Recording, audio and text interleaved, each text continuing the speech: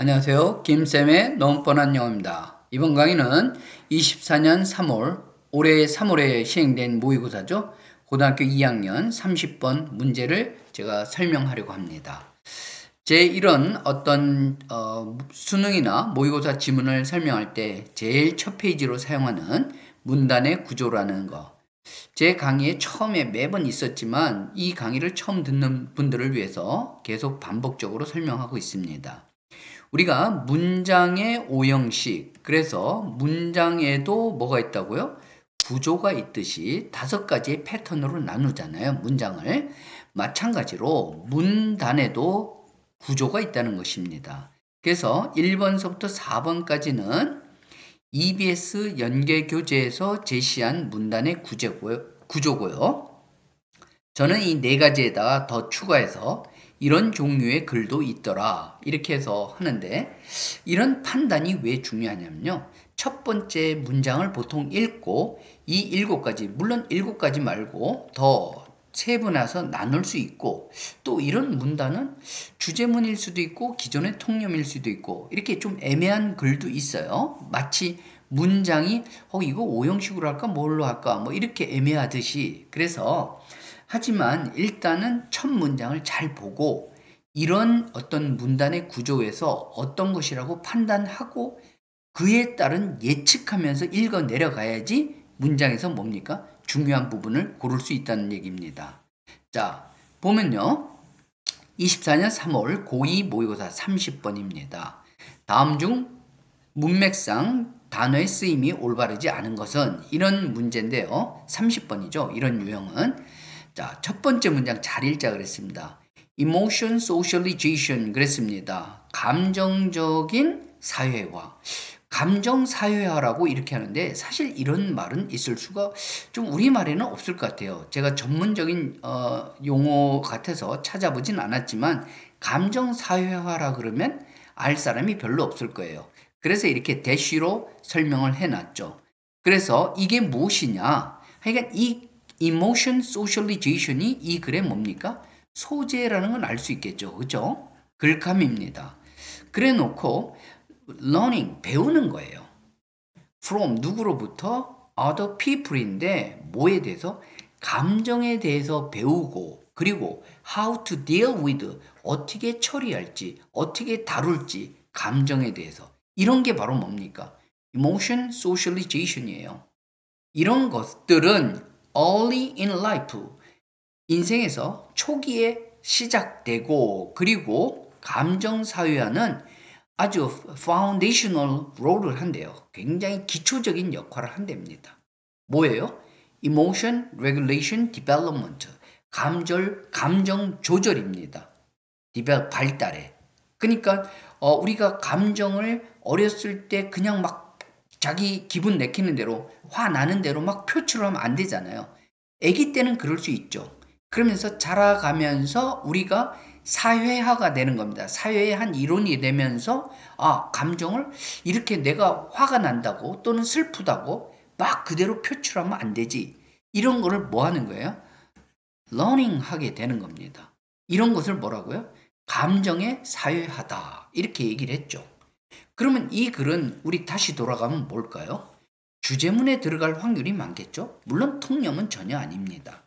그러면 이 주제문을 논증해야 되는데, 자, 그러면 이 글만 보면 어떻게 할까요? 여기서 중요한 파운데이셔널 롤을 한다 그랬잖아요. 그러면 누가 이거를 감정 사회화를 시켜주는가라고 해서 그 누가 하고 있는가, 초기에 시작하고 중요한 역할을 한다 그랬어요. 그래서 다음 문장 한번 읽어볼까요? 왜 다음 문장을 읽었냐면 although라고 나오는 이 부분 너무 잘 읽어야 됩니다. 왜냐하면 반전이 들어가잖아요. 비록 뭐뭐 하지만 하고 although 다음에 주어 동사 나오고 뭐가 나오죠? 다시 주어 동사가 나옵니다. 그러면 여기서 뭐가 중요하게 돼요? 바로 이 부분이 굉장히 중요하게 되겠죠. 왜 그럴까요? 우리도 그렇잖아요. 비록 뭐뭐 하지만. 자, 그래서 extra familiar influences, 뭐 여기 보면 peers나 이런 것도 중요하지만 여기 뭡니까? 이 부분이 중요한 거죠. 뭐라고요? parent가 remain the primary socialization agents가 된다 그랬어요. 부모님이 중요한 사회화의 어떤 행위자가 된다 그랬습니다. 그러면 부모님들이 그 다음 문장은 뭘까요? 어떻게, 왜 이 사람들이 부모가 프라이머리가 되느냐에 대한 얘기가 쭉 나오고 어떻게 해야 된다는 얘기가 나오겠죠. 부모님들이. 그러고 나면 이제 우리가 마지막을 한번 읽어보려고 그랬는데 마지막을 보니까 굉장히 문장이 길어요. 그래서 보면 more suitable 하대요. 더 적합하답니다. adolescence, 청소년기에 더욱더 적합하다. 그러면 위에도 뭐가 어떤 일이 있었겠죠? 그런데 더 적합한 거는 뭐냐면 이제 우리가 이제 답을 보고 하는 얘기입니다. 5번은 이게 맞는 답이에요. indirect support입니다. 이 글이 바로 핵심이 뭐예요? 부모의 역할이 크다 그랬는데 이 부분이죠. 이 부분. indirect하게 support를 해야 된다는 얘기입니다. 그러면 위에는 뭐가 나올까요? direct한 support가 나오죠.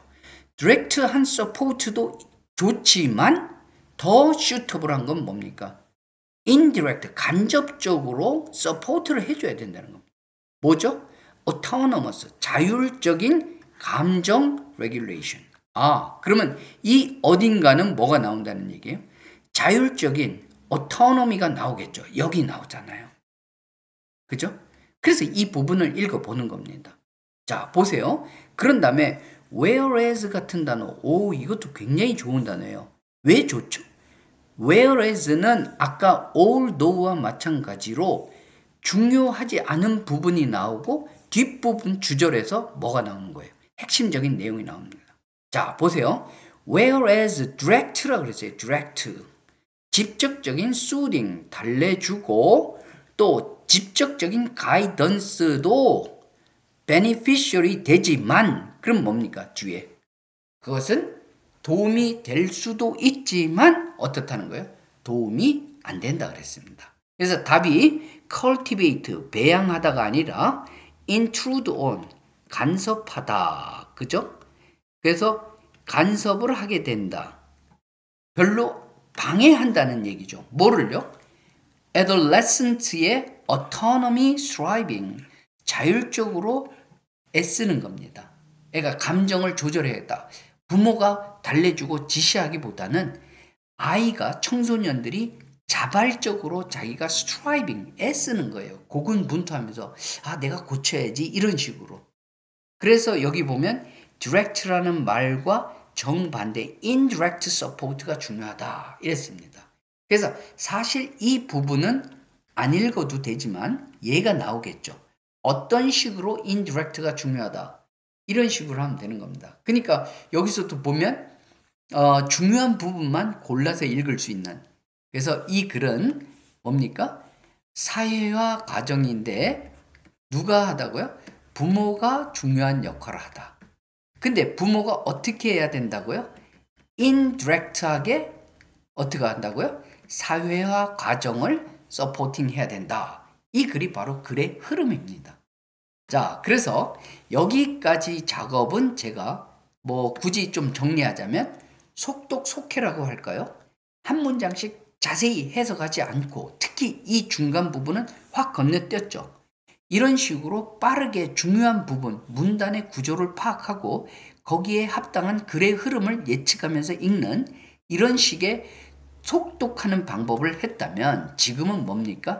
직독직해, 즉 영어 어순에 맞춰서 왼쪽에서 오른쪽으로 내려가면서 읽는 이 스킬, 리딩 스킬을 제가 소개하고자 하는 겁니다. 마지막 문장을 제가 선택했는데요. 이 마지막 문장을 이해하기 위해서는 두 가지 문법 정도가 필요합니다. 주어 다음에 비동사 나오고 형용사, 주격 보호가 나오겠죠. 그런데 이 형용사가 앞으로 이동할 수가 있습니다. 도치라 그러죠? 그랬을 때 주어와 비동사는 어떻게 돼요? 말 그대로 도치가 되는 겁니다. 그리고요, 두 번째는 전치사하고 명사가 있는데 이 명사랑 이 명사가 동일하면 우리 말은 어떤 걸 빼냐면요, 뒤에 거를 생략합니다. 그런데 영어에서는 전치사 다음에 명사가 동일할 경우 앞에 거를 빼는 이런 작전을 쓴다는 얘기입니다. 이 두 가지 문법을 알고 이 문장을 읽어야 되는데 해설을 제가 늘 참고하라고 해석 또는 해설집에서 번역된 거를 제가 이렇게 늘 참고용으로 고릅니다. 이렇게 해석하지 말고 영어 순서대로 읽자 이런 얘기입니다. 여기 보세요. 이 많은 거를 이렇게 우리말로 해석하려면 얼마나 눈이 번잡하게 움직여야지 이게 나옵니까? 그죠? 그래서 요런 식으로 하지 말고요. 요런 식으로 읽자. 제가 참고하라고 요렇게 한번 다시 써주고 그 다음에 의미 단위로 의미 단위라기보다는 왼쪽에서 오른쪽으로 읽으려고 할 때 요렇게 읽으면 좋다 그랬습니다. 자 보세요. more suitable 요게 형용사고 비교급이죠. 더 suitable하다. 이렇게 형용사가 나올 경우는 10중 8구 항상 그런 건 아니에요. 이렇게 도치되었다고 봐도 무방합니다. 그래서 더 적합하다. 청소년기에 이런 식입니다. 그러면서 주어가 여기가 되는 거죠. 그래서 보세요. 더 적합하다. 청소년기에 indirect support가 이게 주어입니다. 간접적인 지원이에요. 뭐에 대해서 간접적인 support를 이제 수식해야 될 거 아니에요. 구체적으로. 그래서 autonomous emotion regulation 자율적인 감정 조정을 간접적으로 지원한다는 거죠. 그래서 사실 여기까지 끝내도 돼요. 왜냐하면 indirect support서부터 regulation까지가 주어고 요게 소위 형용사로서 주격 보호가 되는 겁니다. 그런데 어떤 support죠? such as 제가 요게 참 궁금했는데 그냥 무시하려고 합니다. 여기가 왜 왔을까? such as는 전치사예요. 뭐뭐와 같은 interested in 다음에 명사가 나와야 되죠. 근데 이 명사가 뭐냐면 실은 여기입니다. 그래서 뒤를 보지 말고요. 이것도 뭐와 같은 관심을 갖는 거예요.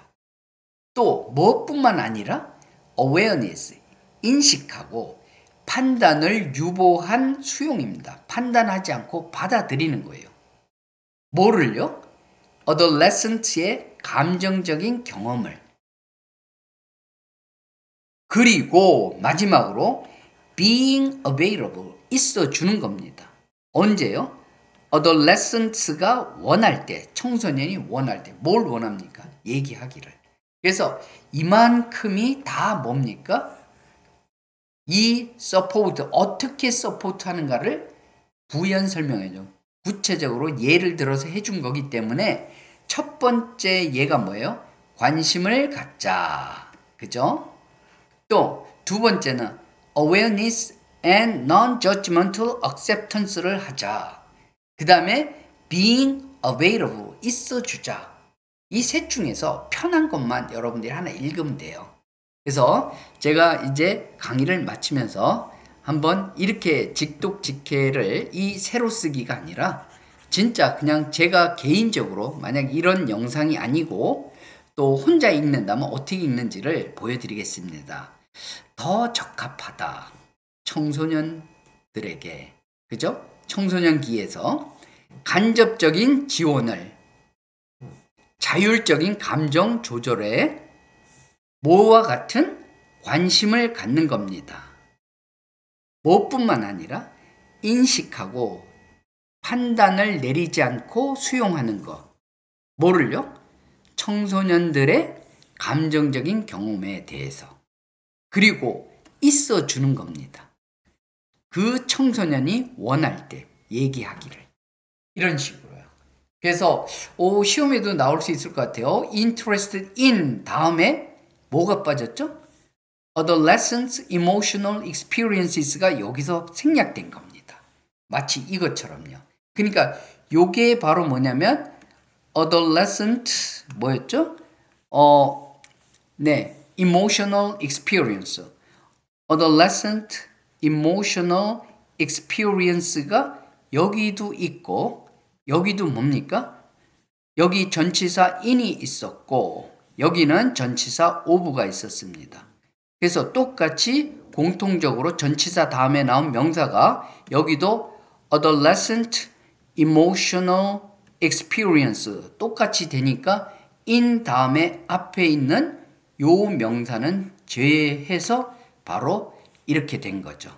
Interested in adolescent emotional experiences as well as awareness and non-judgmental acceptance. 그리고 요게 이제 of가 들어가고 요렇게 그냥 좀 컴마로 구별해 줬습니다. 굳이 컴마를 안 써도 될 것 같았는데요. 네. 구별해 준 거고. 그래서 조금 뭐 어려울 수도 있었는데 내용 자체가 별로 어렵지 않으니까 문장의 구조는 복잡했는데요. 제가 이 문장 말고도 요 지문은요. 청원여고 2학년 요번 중간고사 시험 범위 중에 포함되는 겁니다. 그래서 제가 학생한테 여기서는 한 3개의 문장 정도를 알아놓자 했는데 제 이 유튜브 강의에서는 마지막 문장만 제가 설명했어요. 충분히 뭐 시험 중간고사에 출제도 될 수 있는 그런 지문입니다. 그러니까 여러분들 잘 익혀놓고요. 글을 읽다가 이렇게 although 그죠? 그리고 여기에 보면은 또 whereas 이런 게 나오면은 그냥 thank you 이렇게 생각하세요. 왜냐면 그 절 다음에 although나 whereas가 이끄는 절 다음에 요 주절이 문장의 아주 핵심적인 내용이 될 수 있습니다. 그리고 중복되는 단어 autonomy, autonomous, 또 direct, indirect 이런 대조되는 문장 중심으로 읽어준다면 여러분들이 더욱더 문장을 이해하는데 효율적일 수 있습니다. 네, 이제 정말 중간고사 4월 말이죠? 얼마 안 남았는데 최선을 다해서 열심히 공부하고요. 저도 그때까지 부지런히 영상 올리도록 노력하겠습니다. 구독과 좋아요로 많이 응원해 주세요. 늘 말씀드리지만 제가 이 녹음하는 환경도 사실 굉장히 열악합니다. 여러분들이 보시면 깜짝 놀랄 텐데 옆에 또 조그만 냉장고 있는데 냉장고가 또 이렇게 가끔 냉각시키려고 돌아가잖아요. 뭐 그런 소리도 나고 제 학원에서 이게 이쪽에 좀 약간 책들이 없고 그런 방에서 녹음하기 때문에 좀 약간 울림도 있는 것 같아요. 그래서 또 뭐 글씨도 제가 사실 이렇게 잘 못 쓰지는 않는데 좀 급하다 보니까 막 빨리 설명하려고요. 시간이 벌써 17분 지났네요. 그래서 길면 안 본다고 막 그러더라고요. 그래서 막 그러다 보니까 맨날 길어지고 잔소리도 또 하면 안 되는데 했어요. 아무튼 그냥 편하게 멋진 강의라고 생각하지 말고 수업을 듣고 있다 이런 생각으로 하시고 또 질문도 편하게 해주세요. 저는 뭐 프로페셔널한 그런 유튜버도 아니고 그러니까 그냥 강의하다가 생각난 거 이렇게 정리해서 올리는 거니까 편한 강의 편하게 듣고 대신에 알람 설정해 가지고 들어야지 강의 놓치지 않습니다. 그리고 요새 계속 구독해 주셔서 제가 구독자가 많이 늘고 있어서 정말 뜻밖이고 너무너무 감사드립니다.